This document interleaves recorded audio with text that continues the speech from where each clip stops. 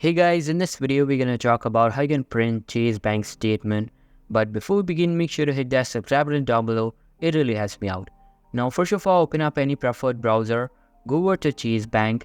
After that, enter your username and password to log in, and then you will be redirected to the home page of your account.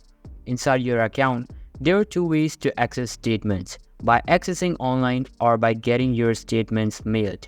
To access them online, follow the steps. You can securely access up to 7 years of statements depending on the account type. Save or print a statement, choose a statement button within the account summary.